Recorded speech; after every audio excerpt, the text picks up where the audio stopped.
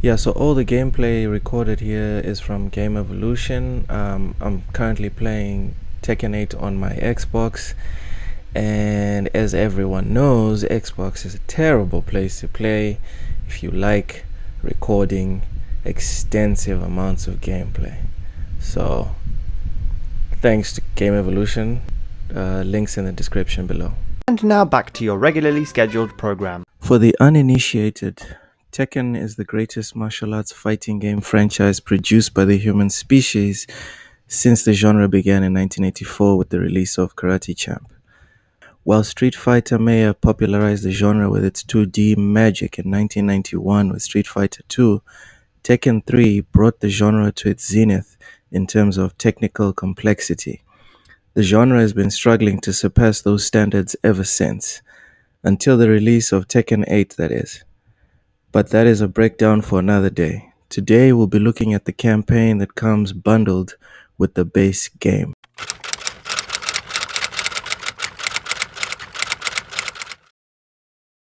The TLDR is that Jin Kazama wants to kill his father to end the chaos from their lineage. Essentially, the Mishima clan, which Jin is a part of, has a bit of a problem playing nice, so to speak. This is usually blamed on the devil gene. See, the founder of the Mishima clan and the Mishima Zaibatsu, a Mr. Jinpachi Mishima, suffers a coup at the hands of his son Heihachi Mishima, who then has his own son Kazuya Mishima. But rather than wait for his son to commit a coup against him and take the company for himself, Heihachi tossed his own son Kazuya off a cliff to test whether Kazuya had inherited the devil gene. What? Why? Heihachi's reason for throwing Kazuya off a cliff was to see if he inherited his mother's devil powers. Spoiler alert, he did. He most definitely did. Kazuya naturally hated his father for killing his mother after surviving getting thrown down off a cliff. With all due respect, what the fuck are you talking about? Having his powers awaken only grew in his hatred for Heihachi. Kazuya proceeds to not only beat Heihachi in Tekken 1, but also toss him off a cliff.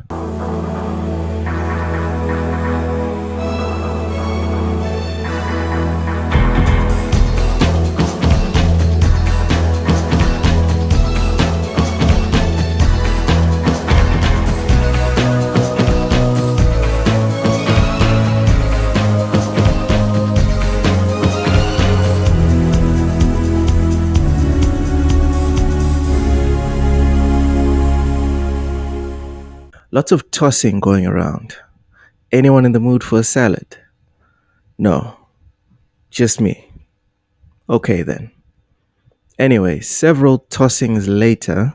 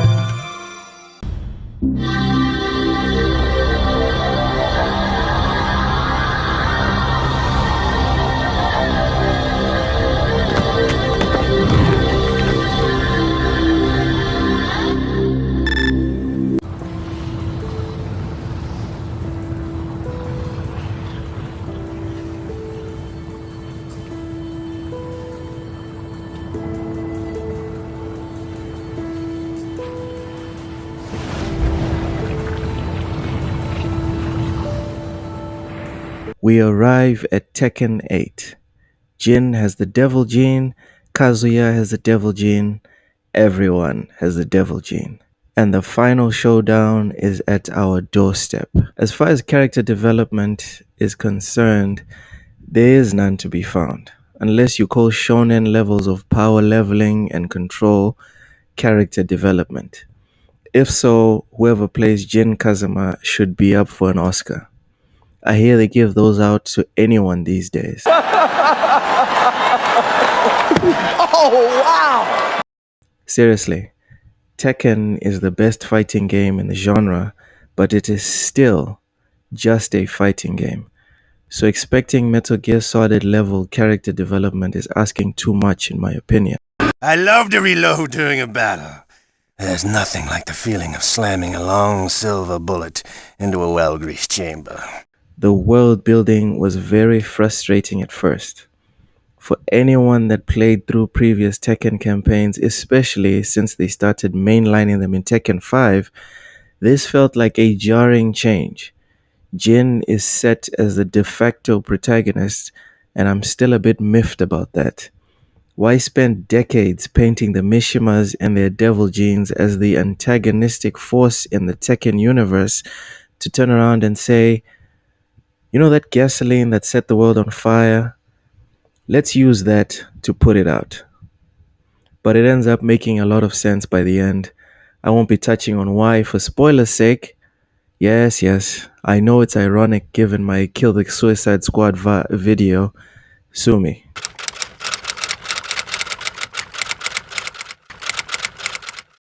After the first 3 chapters, the story definitely finds its identity, so to speak. There's a clear vision here, and maybe even the first 3 chapters aren't so bad for those that haven't been playing through the previous campaigns in the Tekken series. My personal baggage made the start feel off. For those that have played the game and also played through the previous campaigns, did you get the same feeling? I know there are a lot of qualifiers there, but I'm genuinely curious because if I'm wrong, then this campaign might surpass MK10 and 11 in terms of best in genre. There was a good balance between action, exposition, and character moments.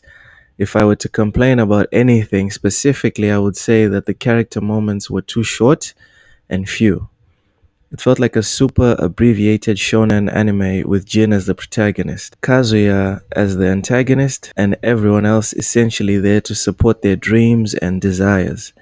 Many shonens essentially boil down to this, but because the side characters are given more time to develop their own motivations, we don't notice it so much.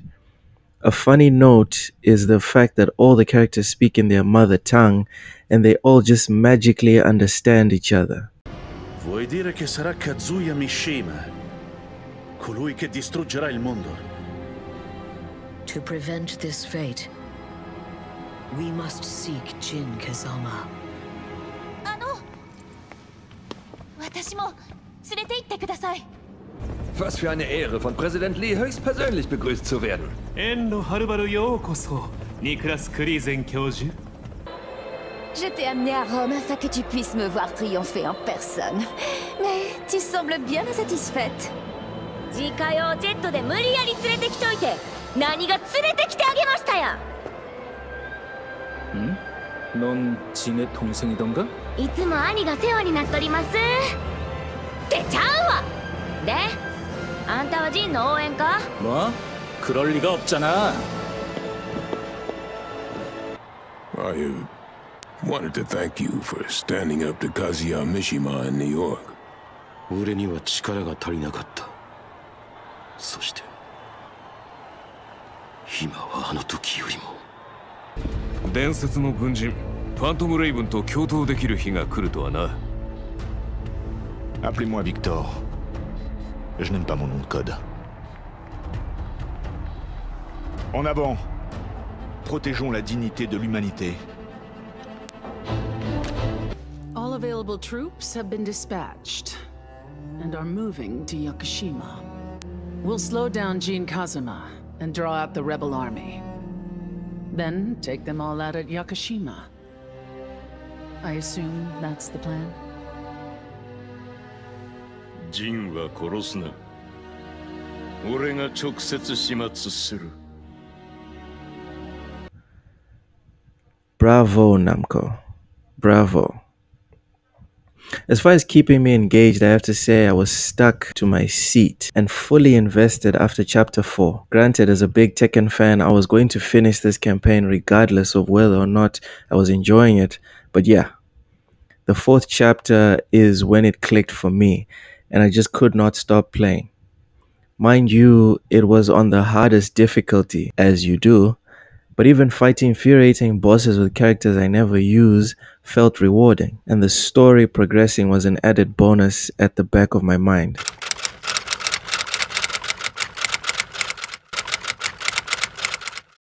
Listen, the dialogue is nothing special. It is serviceable, as would be expected of any fighting game. This is one department where I'm willing to concede to the Mortal Kombat franchise. Maybe they can pull it off better because everyone speaks in the same language, or I don't know. That said, realism isn't the be all end all when it comes to the effectiveness in storytelling, and I think Tekken knocks it out the park in this department. After the campaign ramps up in the fourth chapter, I was all in and the narrative had me engaged. In terms of memorable moments, I have to say it was the final fight between Kazuya and Jin.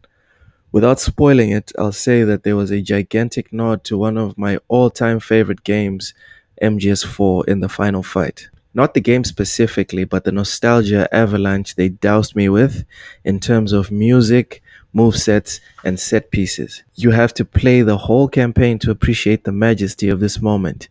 And if you're a long-time Tekken fan, this was a love letter from Harada-san himself to all the Tekken fans that have been with him and the crew since at least Tekken 3.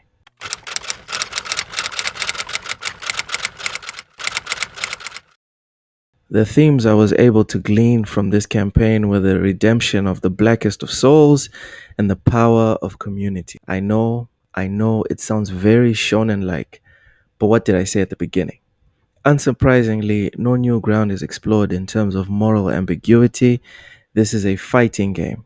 Anyone here looking for complex characters and situations is in the wrong shop. The theme of redemption, I think, will forever be relevant, so seeing it isn't at all out of place. Although I would have liked to see them try something different in terms of central themes for the campaign.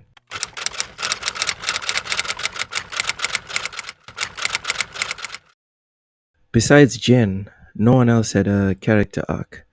I mean, we get it, Namco. He is the protagonist, but was it really necessary to make everyone so one-dimensional? Even Jin's character arc was as bland as mayonnaise. Not saying the payoff wasn't satisfying, just saying I could have used some surprises on the way. What am I talking about? Never mind all that, Namco. I already get enough subversion of my expectations from the Americans, and I already know I don't like that. Keep it simple and keep giving me the payoffs I expect and want. Thank you. We finally got some solid Jin and Xiaoyu shipping material. Nothing like the stuff you see in Western game. No need for gratuitous ramming of uglies, just some longing looks, never-ending searches, and overly protective behaviors for us to connect the dots and let our imaginations run wild. Imaginations. Remember when that was a thing we had to use? Good times.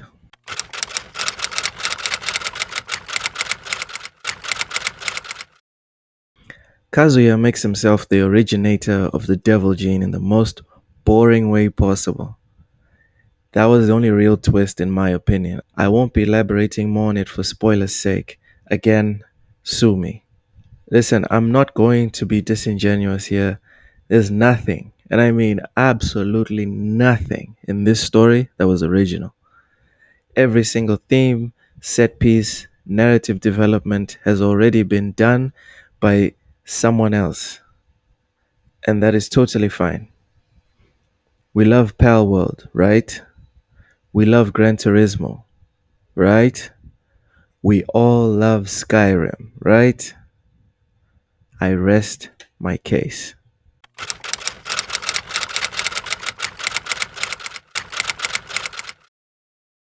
Emotionally, it hit me in the feels. There's no denying it. The final fight, especially. As a longtime Tekken fan, everything from that fight just hit home.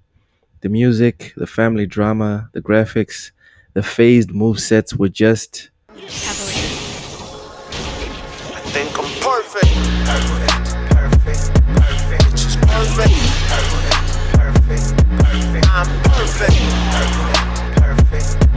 It's just perfect. I think I'm perfect. You was perfect. I'm perfect. You are perfect. It is as close to perfection as I've seen a fighting game get. That said, I didn't connect with any of the characters. Jin felt like the default protagonist in a bad, bad way. Kazuya wasn't given any motivation beyond, I'm bad, so I want the world to burn. All the other supporting cast suffered from the same syndrome of surface levelness. Is that a word? Probably because the campaign was too short. Am I asking Harada san for a longer campaign? I guess I am. At least 3 times longer than what we got, please. And thank you.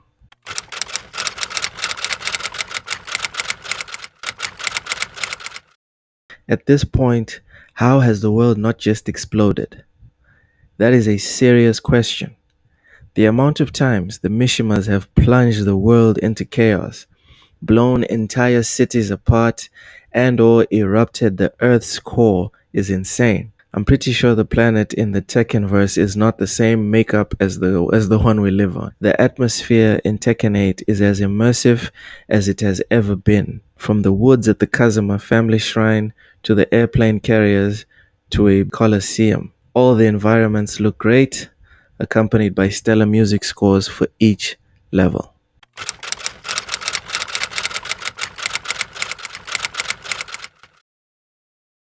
In conclusion, I'm satisfied with how the story ended. There weren't many loose ends to tie up, so no need to Sherlock Holmes it up. As I've mentioned before, there were no player arcs to criticize because they are non existent. I guess Jin's arc, although generic, was satisfying to see. I personally did not see it coming considering his trajectory in previous games, but I'll admit that with hindsight, it was well done and completely fits the character.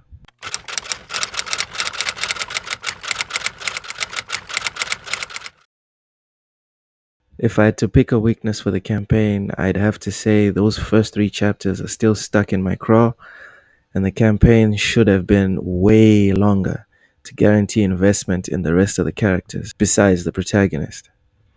As for positives, where do I begin? The Tekken Force segment was very fun, except for when I had to use King. King absolutely sucks when it comes to crowd control. The continued focus on the Mishima family saga is a welcome move by the team. The nostalgia and fan service are very much appreciated, and of course, that last fight.